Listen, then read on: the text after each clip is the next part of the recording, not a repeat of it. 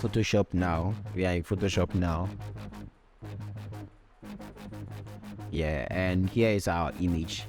Yeah, so because I'm creating for Instagram, I would have to actually use the Instagram how do you call it, crop, which is the 4x5. So I would make sure the image actually aligns with my document this way, and I'll just center it. I will center it.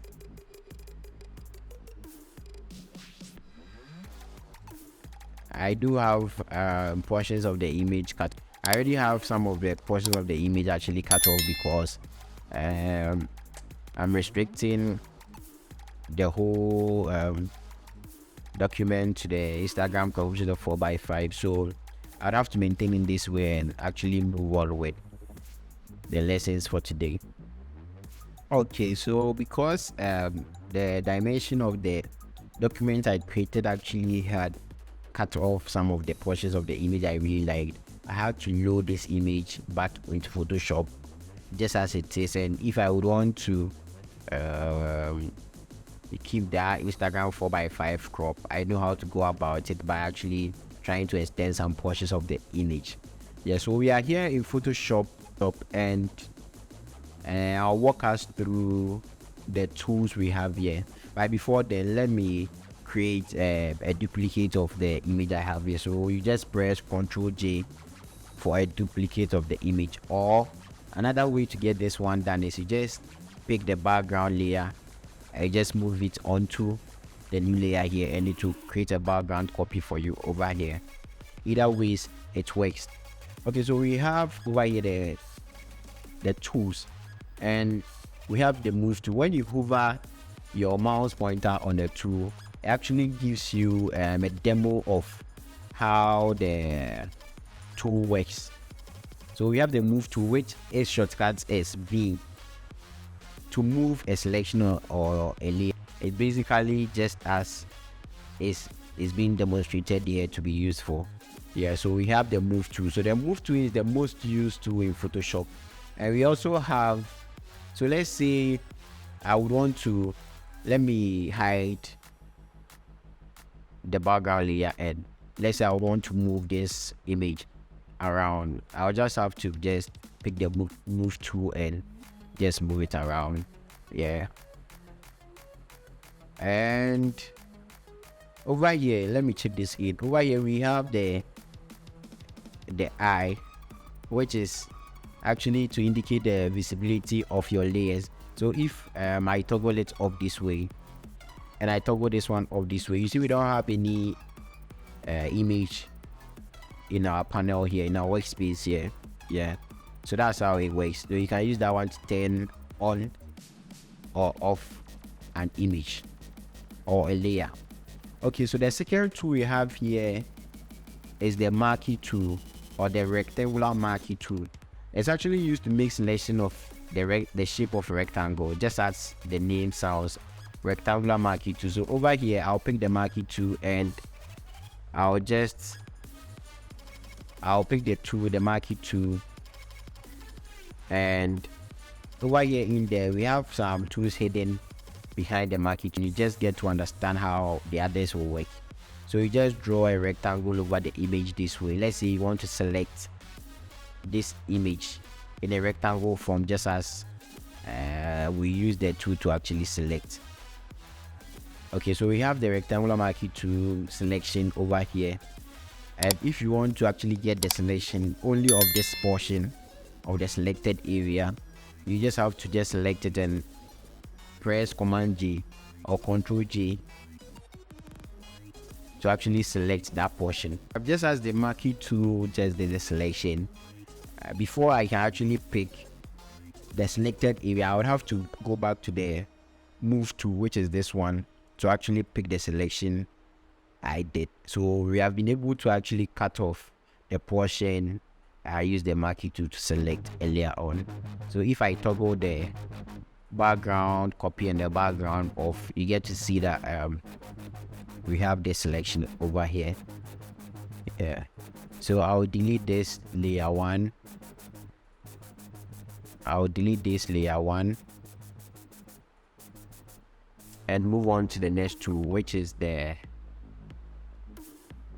we have the polygonal lasso tool, which the shortcut for it is L. Just as you can see here, is demonstrating how you can use this one to select complex subjects. So let's say you are selecting you want to select this area, area of the image. You just zoom in into the portion you want to select. You pick your lasso tool, polygonal lasso tool. You pick your first point. Another point. So it makes it easy to actually select regular complex subjects in your photos. So just let's say I would want to just select this portion.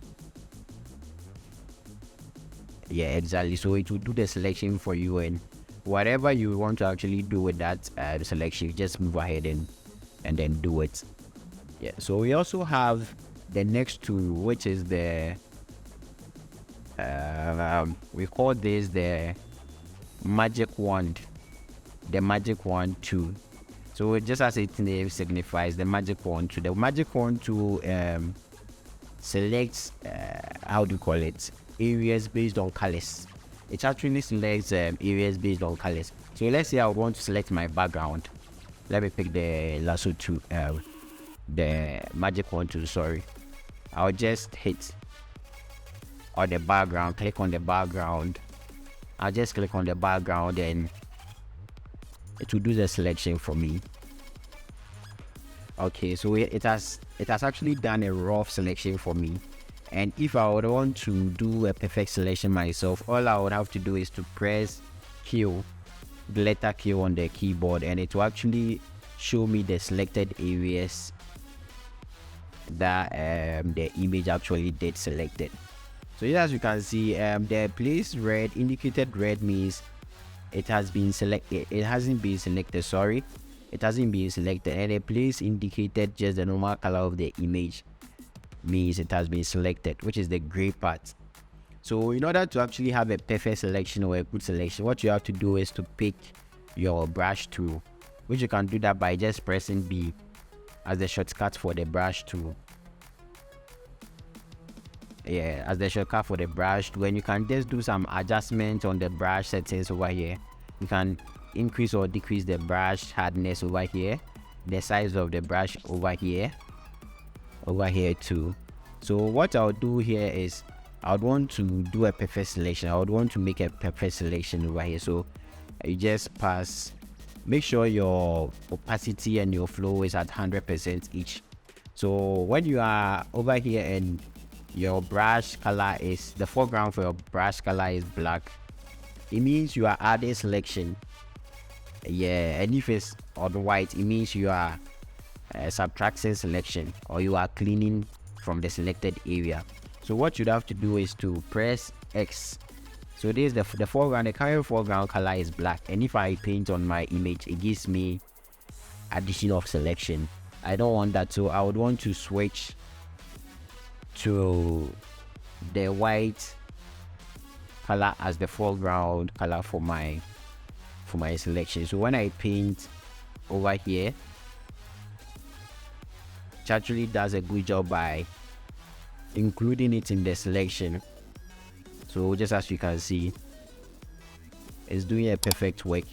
And let's move into the outfit area. Okay, so inside the outfit area, we have some portions being selected, which I don't want it to be. So what I'll do is, because it's selected and I wouldn't want it to be selected, what I would have to do is to just switch to my black color as my foreground.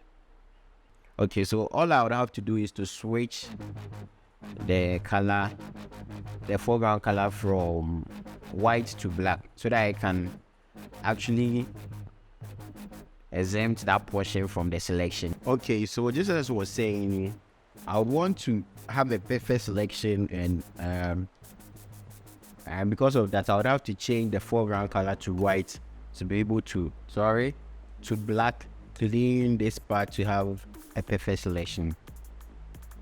So you see, I'm adding this portion. You can just take your time and have the selection done. Okay, so I wouldn't want to like focus much. I wouldn't want to do the selection, because if I'm supposed to even do so, I'll have to take my time and work on it in such a way that I have a perfect selection. Yeah, so I'll just revert by pressing Q, and to get rid of this selection, just have to press Control D. Then you just get rid of the selection. Our next tool is the close thumb tool. The close thumb tool. Yeah, the close thumb tool. The close thumb tool actually paints with pixels from parts of the image and sample, like you sample the portion you want to paint over where you want to actually correct. So in this instance, let's say I would want to work on this area. The best tool to actually use is either the patch tool or the close thumb tool. Okay, so let's assume I would want to clean this portion of the image. The best tool to use, one of the best tool to use is to actually use the close thumb tool. So I'll just have to press Alt, sample a clean area, and paint over where I actually want to clean, just like that. So just as you can see that there is a bit of consistency and accuracy in the cleaning I did with the close thumb tool. So that's how the close thumb tool works. So we move on to the next tool. Yeah, so we move on to the next tool, and the next tool is the history brush tool. Okay, so what the history brush tool is, it actually restores like part of an image to its earlier state. That's how the history brush tool does. So I wouldn't want to waste much time on that, and let's move to the next one. So the next one is the eraser tool. Just as an eraser works. Yeah, just as an eraser works. Let's say you'd want to clean an area or remove pixels or make it transparent. You can just do that by using the eraser tool. Because I had the background layer on, you couldn't see the effect of the eraser tool. So just as you can see, that's what the eraser tool does. It actually cleans. It's basically like how an eraser works. So it actually removes pixels of image. Okay, so let's move on to the next tool. The next tool is the gradient tool. It actually creates a gradual blend of colors. Yeah, it actually creates a gradual blend of colors. So let's assume I want to create a gradient with a color like this. With a color like this as the foreground. All I would have to do is select that color as the foreground, come over here into the basics. If I want it to be a free gradient without another color on the other side of the gradient, I'll just have to select this one, which is the transparent one. And voila, you can just come over here, press shift to give you a uniform gradient this way, and you see we have our gradients nicely created over here. So that's how the gradient tool works. You can even select other colors, multiple colors on your gradient tool. Yeah. I think I skipped some tools. Sorry. I skipped some tools.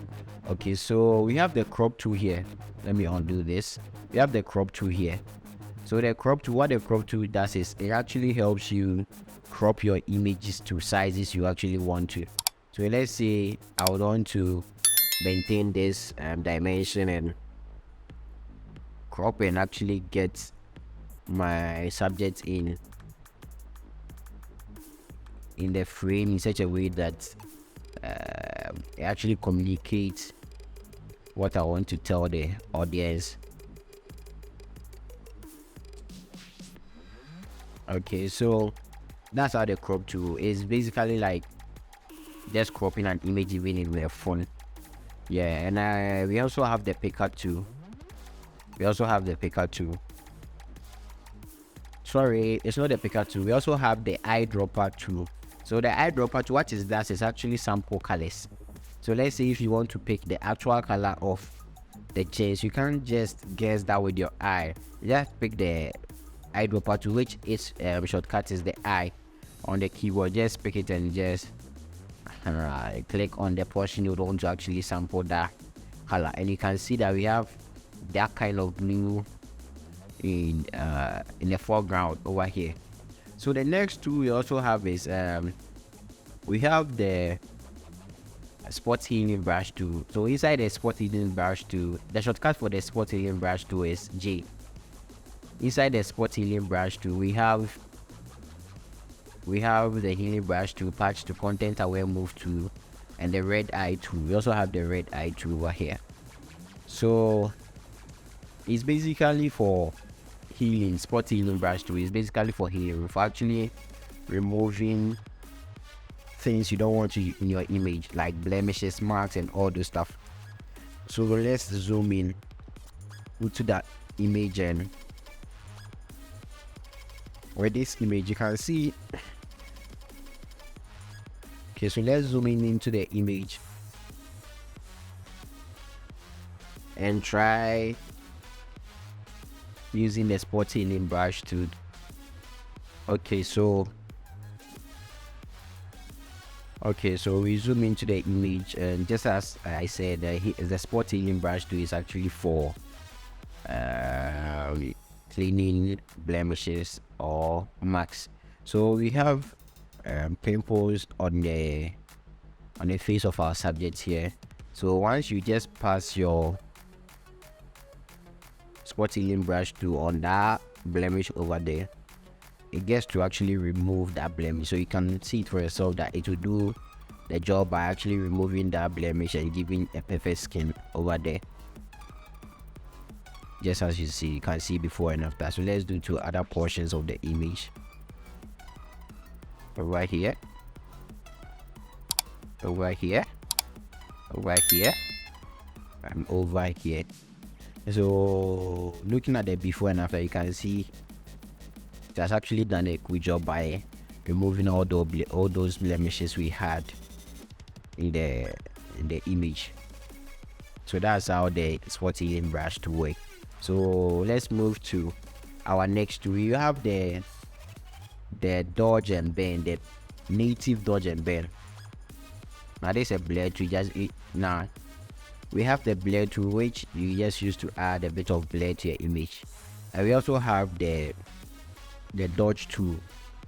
The dodge to actually lighten areas of the image, and basically I'll be talking more about dodging and bending in my subsequent videos. Yeah. Okay, so we also have the pen tool. The pen tool is basically also for complex selection. Yeah, and it does that by using anchor point. So let's say you actually want to select the eye of our subject. You just have to start by creating an anchor point, create another one here, also create another one here. We didn't create the last one by just bringing it to the first point you started. So that's the anchor points used to create the selection. So if I want to select, you just come to this section here, which is the selection, and that's a very good job by selecting only the eye. So right now we have a selection of the eye. Yeah, so the pen tool is a very powerful tool. I would want to actually talk about in my subsequent video. So I'll do a special video on the pen tool, which get to tackle how you can use the pen tool to actually achieve a perfect hairline and all those stuff. We are going to do this on the channel. Yeah, so let's move to the next tool. We have the text tool. Okay, we have the text tool. Just as the name signifies, you have the text tool. You just used to add text to your images. So let's say you want to add a text to your image. Over here, you get to change the properties of your text. You can change fonts at this portion, the font, the type, if it has many families, and we have the text, the font size, sorry, and you can check the how do you call it, the alignment, to align left or to align right or center. You can change the color of the text to over here. So let's say I would want to go in for an all white text. Just choose it by using the color picker. Okay, so we have white selected. So I would want to also increase the size. I would want to also increase the size of the font. So I do that by hitting the session. Let's say I type Charlotte. Sorry. Let's say I type